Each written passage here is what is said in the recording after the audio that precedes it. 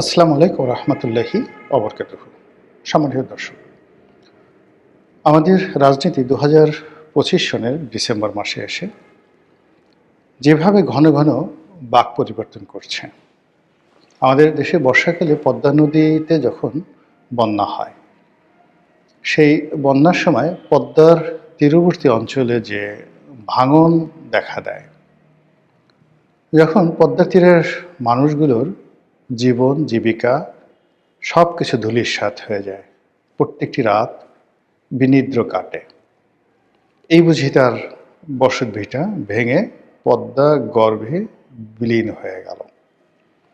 এই যে একটা আতঙ্ক আমাদের পদ্মাপাড়ের মানুষদের, যে সারাটি বছর তাড়িত করে, বর্ষার আতঙ্ক যেভাবে তাদেরকে তাড়িত করে, আর বর্ষা মৌসুমে এসে চারিদিকে যখন প্লাবিত হয়, তখন যেভাবে তারা ঠিক ওই বিপদের মধ্যে একেবারে শেষ মুহূর্ত পর্যন্ত বসত ভিটে আঁকড়ে ধরে। আর যখন ভয়াল পদ্মার করাল গ্রাসে জায়গা জমি বাড়ি ঘর গাছপালা থেকে শুরু করে এমনকি মসজিদ মন্দির পর্যন্ত পদ্মা গর্ভে বিলীন হয়ে যায়, তখন পদ্মাপাড়ের মানুষের যে হাহাকার, তার যে আরতি, এটি কেবলমাত্র যারা ভুক্তভোগী তারাই বলতে পারবেন। আর যারা কবি সাহিত্যিক, তারা সেটা ভাষায় বা লিখনীতে প্রকাশ করতে পারবেন। আমজনতার পক্ষে এটা বোঝা সম্ভব নয়। তদ্রূপ আমাদের এই সময়টিতে পুরো দেশের রাজনীতি এবং রাজনীতির সাথে সংশ্লিষ্ট অর্থনীতি, রাজনীতির সাথে সংশ্লিষ্ট সামাজিক সম্পর্ক, রাজনীতির সঙ্গে সম্পৃক্ত ধর্ম কর্ম, বিয়ে শাদী, আচার আচরণ, একেবারে সব কিছু গত 15টি মাসে ঠিক সেই অবস্থায় আছে যেভাবে বর্ষাকালে পদ্মাপাড়ের মানুষ নদী ভাঙনের আশঙ্কায় থাকে। ধরুন, এই গত 15 মাসে যা কিছু ঘটেছে, মেয়ের বিয়ে হচ্ছে, পিতা আওয়ামী লীগ করে, তো পরিস্থিতির কারণে তিনি পলাতক আছেন। বিয়ের অনুষ্ঠান হচ্ছে, বিয়ের অনুষ্ঠানে এসে হঠাৎ করে যারা মব সৃষ্টিকারী তারা এলেন, এসে বিয়েটা ভেঙে দিলেন। যারা আয়োজক ছিলেন তাদেরকে মারধর করলেন, যারা বরযাত্রী এসেছিলেন তাদেরকে ধাওয়া দেওয়া হলো, তারা পালিয়ে গেলেন। এই ঘটনা বাংলাদেশে কখনো ঘটেনি। এরকম অসংখ্য ঘটনা, যেগুলো যদি আমি বলতে চাই রীতিমতো মহাকাব্য রচিত হয়ে যাবে। আমরা যারা 70-এর দশকে বালক বেলা কাটিয়েছি, আমাদের কাছে একজন শিক্ষক, তা তিনি প্রাইমারি স্কুলের শিক্ষক হন কিংবা হাই স্কুল, এই দুটো প্রতিষ্ঠানে যারা শিক্ষক মণ্ডলী ছিলেন, তাদেরকে আমরা মনে করতাম বটবৃক্ষ। আর কলেজে বা বিশ্ববিদ্যালয়ে আমরা যখন পড়েছি, তখন শিক্ষক মণ্ডলীদেরকে মনে হতো দূর আকাশের নক্ষত্র মণ্ডলী, যাদেরকে ধরা যায় না, ছোঁয়া যায় না, কাছে যাওয়া যায় না, কেবল দূর থেকে তাদের আলোক বর্তিকার যে বিকিরণ, এটাকে অনুভব করা যায়, এটিকে ধারণ করা যায়।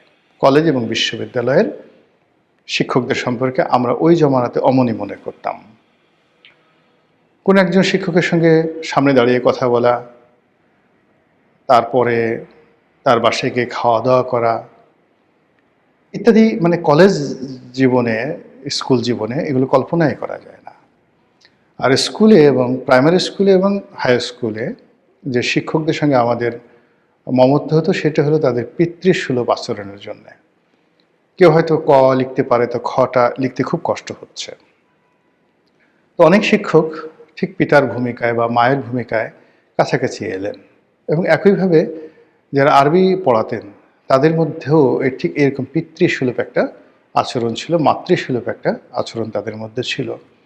আশ্রয় দিতেন, প্রশ্রয় দিতেন, শেখাতেন, এবং যার মধ্যে যে গুণাবলীটি রয়েছে, কেউ হয়তো ভালো বাংলা বলতে পারে, কেউ হয়তো ভালো অঙ্ক করতে পারে, কেউ হয়তো খুব ভালো স্পোর্টসম্যান, শিক্ষকরা এই মেধাগুলো প্রাথমিক এবং মাধ্যমিক স্তরে তারা বাছাই করতেন এবং সেইভাবে তাদেরকে প্রমোট করতেন, আমরা সেভাবে দেখেছি। এবং ও কারণে কেউ হয়তো পরবর্তীতে বিশ্ববিদ্যালয়ের শিক্ষক হয়েছেন, ছাত্র থেকে ম্যাজিস্ট্রেট হয়েছেন, এমপি হয়েছেন, মন্ত্রী হয়েছেন, কিন্তু শিক্ষকদের প্রতি সেই শ্রদ্ধাবোধ কখনো যায়নি। কিন্তু এই গত 15 মাসে আমরা দেখলাম যে আমাদের সেই শিক্ষক সমাজকে যেভাবে লাঞ্ছিত করা হয়েছে, অপমানিত করা হয়েছে, তাদেরকে যেভাবে শারীরিকভাবে চড় থাপ্পড় মারা হয়েছে, বেদম প্রহার করা হয়েছে, চেয়ার থেকে তাদেরকে ফেলে দেওয়া হয়েছে ধাক্কা দিয়ে, লাথি দিয়ে, তাদেরকে শিক্ষা প্রতিষ্ঠান থেকে তাড়িয়ে দেওয়া হয়েছে, তাদেরকে পিটানোর জন্য মানে রীতিমতো দাবড়ানি দেওয়া হয়েছে। অনেক শিক্ষক প্রাণ বাঁচানোর জন্য যেভাবে দৌড় দিয়েছেন, পিছনে যদি আপনাকে 10টা শুয়োর কিংবা 10টা পাগলা কুকুর আপনাকে তাড়া করে, তখন মানুষের মধ্যে যে ধরনের একটা প্রাণ ভয় তৈরি হয়, গত 15 মাসে এরকম অনেক দৃশ্য দেখতে পাবেন যে আমাদের শিক্ষক মণ্ডলীরা ওইভাবে প্রাণ ভয়ে দৌড় দিয়েছেন। এরকম অসংখ্য ঘটনা, আমি শুধুমাত্র একটা জিনিস বললাম, যেটা আমাদের সমাজের যে বিবর্তন, সেই বিবর্তনটিকে একেবারে মানে প্রাগৈতিহাসিক যুগ, যখন মানুষ উলঙ্গ থাকত, যখন যৌনতার কোনো বাধা ছিল না, তারপরে খাবার দাবারের মধ্যেও কোনো বাধা ছিল না, কাঁচা মাংস খেত মানুষ, এই যুগটিকে বলা হয় প্রাগৈতিহাসিক। মানে যেদিন থেকে ইতিহাস লেখা শুরু হয়েছে তার আগের জমানা, যেটার ইতিহাস আমাদের জানা নেই। আমরা কল্পনা করতে পারি তারা গাছের ডালে শুয়ে থাকতো বন্যপ্রাণীদের আক্রমণ থেকে বাঁচার জন্য, বন্যপ্রাণীর মাংস খেত, কাঁচা মাংস, এবং তখনও অস্ত্র আবিষ্কার হয়নি, পাথর দিয়ে গুটিয়ে গুটিয়ে, লাঠি সোঁটা দিয়ে তারা প্রাণের শিকার করত। এই যুগটিকে বলা হয় প্রাগৈতিহাসিক যুগ, এবং ওই সময়টা ছিল মাতৃতান্ত্রিক সমাজ। তো আমরা এই গত 15 মাসে আমাদের জীবনের অনেকগুলো ঘটনা ঘটেছে যেটার সঙ্গে কোনো ইতিহাসের মিল পাবেন না। ইতিহাসের আগের যে সেই প্রাগৈতিহাসিক যুগ রয়েছে, সেই প্রাগৈতিহাসিক যুগের বর্বরতা আমাদের এই সমাজে ফিরে এসেছে। এভাবে চলতে চলতে 2025 সনের যে ডিসেম্বর মাস, এটি যখন শুরু হলো, এই ডিসেম্বর মাসে একটার পর একটা ঘটনা ঘটতে থাকলো, এবং সেই ঘটনা ডিসেম্বরের 1 তারিখ থেকে ডিসেম্বর মাসের 25 তারিখ পর্যন্ত যে ঘটনাগুলো ঘটেছে, তার মধ্যে উল্লেখযোগ্য ঘটনা উসমান হাদির মর্মান্তিক হত্যাকাণ্ড বা মৃত্যু। তো এই হত্যাকাণ্ড বা মর্মান্তিক মৃত্যুকে কেন্দ্র করে অন্য যে ঘটনাগুলো ঘটেছে, সেই ঘটনার রেশ আরও বহুদিন যাবে। এরপরে হঠাৎ করে বিএনপির চেয়ারপারসন, ভারপ্রাপ্ত চেয়ারম্যান জনাব তারেক রহমান, তিনি বাংলাদেশে আসার ঘোষণা দিলেন এবং তিনি 25 তারিখে বাংলাদেশে এলেন। তার আসার পরে 25, 26, 27, 28 এই 3 দিন বাংলাদেশে, 25, 26, 27, 28 মোট 4 দিন সারা বাংলাদেশে যে ঘটনাগুলো ঘটলো, এটা বিএনপির লোকও কল্পনা করতে পারেনি, আর বিএনপির যারা প্রতিপক্ষ তারা তো একেবারেই কল্পনা করতে পারেনি। পুরো রাজনীতির যেটিকে বলা হয় কোর্স অফ অ্যাকশন, সেই অ্যাকশনগুলো একেবারে এলোমেলো হয়ে গেছে। বিএনপির যারা প্রতিপক্ষ থেকে একটা ব্যালেন্স তৈরি করতো যে আমরা বোধহয় বিএনপির সমান, ফলে সেখানে একটা ভারসাম্য তারা মনে মনে তৈরি করে ফেলেছিল। আর বিএনপি যদিও তাদের যারা প্রতিপক্ষ তাদেরকে কখনো রাজনৈতিক শক্তি মনে করেনি, ফলে এখানে একটা চিন্তা চেতনার মধ্যে একটা ভীষণ রকম ভারসাম্যহীনতা। বিএনপির 35% যারা বিএনপির সাপোর্টার, তারা মনে করছেন জামাত, এনসিপি এরা কোনো রাজনৈতিক প্রতিপক্ষ নয়, দলও নয়, এদের কোনো ক্ষমতা নেই, কাজেই তাদেরকে কোনো পাত্তা দেওয়া বা তাদের সাথে সমঝোতা করা দরকার নেই, আমরা এমনিতেই ক্ষমতা চলে আসবো। তারা কেবলই মাত্র কারোর সাথে সংঘাত, দ্বন্দ্ব বা অহেতুক ঝামেলা না জড়িয়ে বর্তমান সরকার যারা চালাচ্ছে তাদেরকে তোয়াজ করে, তদবির করে একটা ইলেকশন অনুষ্ঠানের জন্য সর্বোচ্চ কূটনৈতিক তৎপরতা তারা চালিয়ে আসছিল। তো তারই ধারাবাহিকতায় যখন তারেক রহমান সাহেব আসলেন বাংলাদেশে, এটাও ঘটনা নাকি দুর্ঘটনা, এটি বিএনপির কোনো সিদ্ধান্ত না তারেক রহমান সাহেবের একক সিদ্ধান্ত? এই যে তারেক রহমান সাহেবের বাংলাদেশে আগমন, এটার পেছনে কি ডক্টর মোহাম্মদ ইউনূসের গ্রিন সিগন্যাল, নাকি এটার পেছনে ভারতের গ্রিন সিগন্যাল, নাকি রাশিয়ার গ্রিন সিগন্যাল? এই বিষয়গুলো নিয়ে আলোচনা হচ্ছে এবং এইগুলো নিষ্পত্তি হওয়া খুবই জরুরি। এর কারণ হলো এই বিষয়গুলোর উপরে আগামী দিনের যে বাংলাদেশ নামক রাষ্ট্র, সেই রাষ্ট্রটির শ্রেণী চরিত্র নির্ভর করছে, যেটা বলছিলাম। তো তারেক রহমান সাহেব আসার পর যেটি হলো, রাজনীতির যে ভারসাম্যটি ছিল এই গত 15 মাস ধরে, সেই ভারসাম্যটি পুরো একেবারে 180 ডিগ্রি অ্যাঙ্গেলে উল্টে গেছে। বিএনপির যারা লোকজন রয়েছেন তারা প্রাণান্ত চেষ্টা করছেন এখন তারেক রহমান সাহেবের দৃষ্টি আকর্ষণ করার জন্য, যে রাষ্ট্রীয় প্রতিষ্ঠানগুলো কিংবা ব্যবসায়িক প্রতিষ্ঠানগুলো, কর্পোরেট হাউসগুলো, মিডিয়াগুলো এতদিন এনসিপির তেলবাজি করত, ডক্টর মোহাম্মদ ইউনূসের মনোরঞ্জনের চেষ্টা করত, আর আওয়ামী লীগের বিষোদ্গার করত এবং বিএনপির ব্যাপারে 50-50। তারা এখন ধরেই নিয়েছে যে তারেক রহমান সাহেব প্রধানমন্ত্রী, বিএনপি ক্ষমতায় আসছে, বাকি যে রাজনৈতিক দলগুলো তারা আনাকুম জানাকুম। কাজে তাদেরকে ভুলে গিয়ে একেবারে 100% তারেক রহমান সাহেব বিএনপি বন্দনা, এটিকে এখন বাংলাদেশের সর্বস্তরে শুরু হয়েছে, যা কিনা বিএনপির যারা প্রতিপক্ষ তাদেরকে অপমানিত, লাঞ্ছিত, বিক্ষুব্ধ, ঈর্ষান্বিত করে তুলছে। যারা দুর্বল চিত্তের, বিরোধী পক্ষের যারা দুর্বল চিত্তের, তারা ইতিমধ্যে এলোমেলো হয়ে গেছে, বিরোধী শিবিরে ভাঙন শুরু হয়ে গেছে। এবং আপনারা দেখেছেন যে বিএনপির সঙ্গে যে সকল রাজনৈতিক দলের জোট করার কথা ছিল এবং সে সকল জোটের যারা কর্তা ব্যক্তি, তারা খুব, যাকে বলা হয়, গর্ব নিয়ে তারা বলছিলেন যে আমরা নিজেদের প্রতীকে নির্বাচন করব, স্বতন্ত্র নির্বাচন করব, এবং আমাদের সাথে আসন সমঝোতা হবে কিন্তু প্রতীক থাকবে। কিন্তু এই তারেক রহমান সাহেব আসার পরে তাদের মনে হচ্ছে যে বিএনপির যে জোয়ারে এসেছে, এখানে ধানের শীষের বাইরে অন্য কোনো প্রতীক নিয়ে, সেটা রাজনৈতিক দলের হোক কিংবা স্বতন্ত্র হোক, অন্য কোনো প্রতীক নিয়ে মাঠে দাঁড়ানো যাবে না।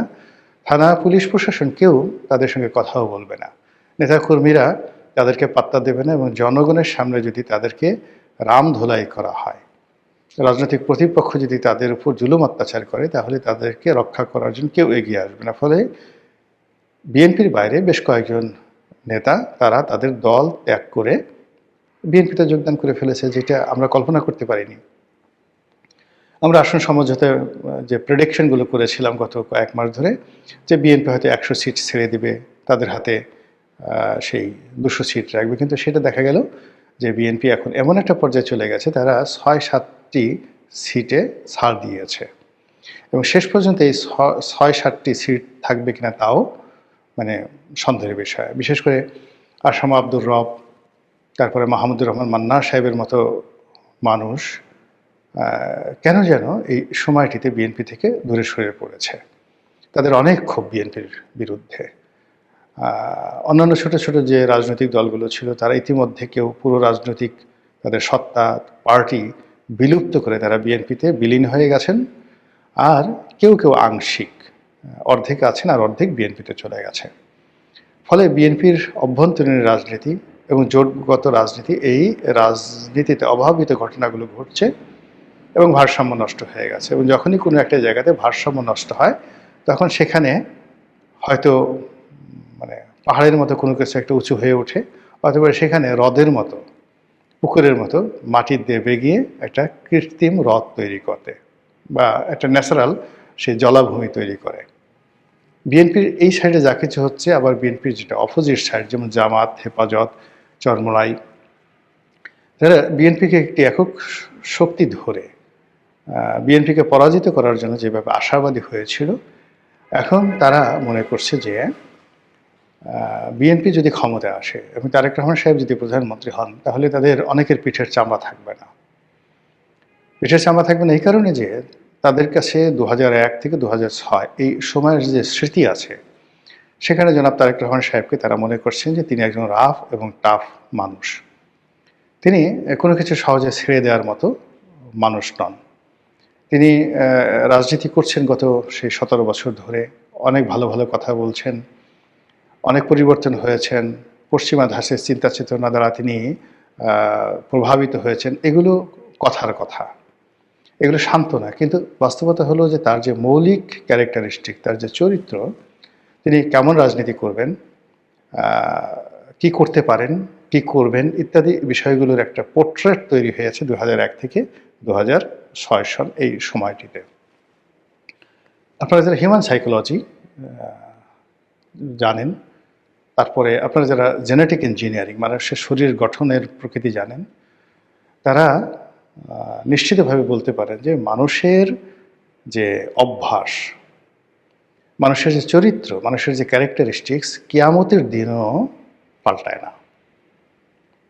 যারা দুনিয়াতে মিথ্যা কথা বলে তারা কিয়ামতের দিন হাসরের নাসরের ময়দানে আল্লাহর সামনে দাঁড়িয়ে মিথ্যা বলবেন। আল্লাহ বিভিন্ন সাক্ষী হাজির করবেন, এমনকি ওই সমস্ত লোকদের হাতের জবান খুলে দেবেন।